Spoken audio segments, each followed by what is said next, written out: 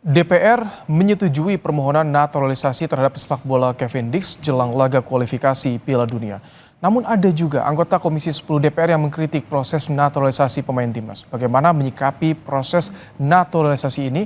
Kita akan bahas bersama dengan pengamat sepak bola M. Kusnaini. Selamat petang Bungkus. Selamat petang Ibrahim. Bungkus, ada anggota Komisi 10 DPR yang mengkritik proses naturalisasi. Bagaimana menyikapinya seharusnya Bungkus? Iya, itu gambaran peta pemahaman atau akseptabilitas masyarakat Indonesia terhadap naturalisasi ya. Artinya memang tidak semua masyarakat Indonesia dengan mudah menerima naturalisasi. Ada sekelompok masyarakat yang juga belum bisa menerima atau tidak menerima.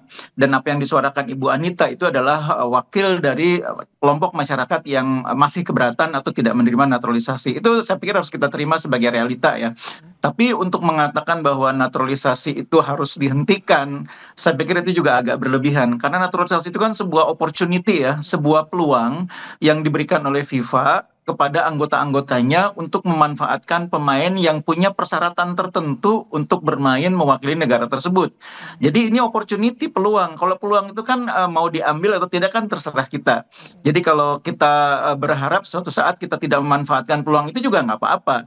Tapi saat ini opportunity itu terbuka dan kita bisa memanfaatkannya untuk memperkuat tim nasional kita. Itu saya pikir poinnya. Ini nampaknya justru harus didukung ya, karena yang dinaturalisasi ini darah Indonesia, memiliki darah Indonesia, dan di PSSI bilang mereka tanpa disewa, tanpa diberikan biaya, ini murni untuk Indonesia, Bungkus. Iya, jadi yang sering saya katakan itu kan naturalisasi yang dilakukan Indonesia itu kan naturalisasi yang terukur.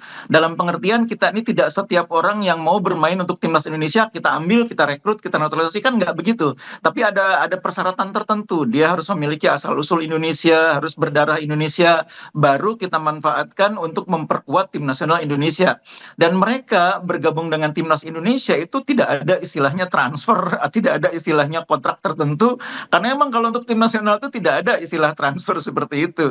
Jadi mungkin pemahamannya yang harus harus disampaikan kepada pihak-pihak yang belum paham sepenuhnya tentang konteks naturalisasi ini, bahwa naturalisasi itu lebih karena semangat nasionalisme yang dimiliki oleh pemain yang bersangkutan yang ingin membela negara leluhurnya, yang ingin membela tim nasional di mana dia merasa punya ikatan emosional atau ikatan darah. Itu yang harus disampaikan. Jadi seharusnya tidak boleh ada diskriminasi terhadap mereka, karena ini mereka berjuang untuk negara juga, Bungkus, untuk tanah leluhur. Betul, saya sering mengatakan bahwa naturalisasi itu kan juga bagian dari hak mereka. Hak untuk memilih kan, memilih untuk berwarga negara yang mana. Dan karena mereka punya garis keturunan Indonesia, punya asal-usul Indonesia, mereka juga punya hak untuk memilih. Meskipun tentu harus ada persyaratan yang dipenuhi. Dan persyaratan itu tidak semua orang punya. Jadi hanya yang punya persyaratan sesuai dengan regulasi yang berlaku yang kemudian bisa dinaturalisasi. Kan ada juga beberapa pemain yang juga ingin menjadi bagian dari timnas Indonesia, tapi secara regulasi tidak memungkinkan karena persyaratannya tidak terpenuhi. Jadi ini bukan program yang tidak terukur, tapi program yang ada batas-batasnya, ada syarat-syaratnya, sehingga sangat terukur. Oke, Bungkus, jadi bagaimana dengan peta jalan persepak bola Indonesia ketika naturalisasi ini tengah berjalan? Bagaimana dengan kualitas kompetisi ini?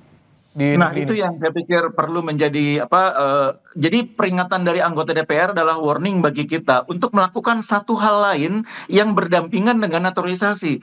Jadi naturalisasi itu kan hanya sebuah opportunity, tapi pada saat bersamaan kita punya sebuah kewajiban memperkuat kompetisi domestik, kewajiban untuk memperkuat pembinaan usia muda.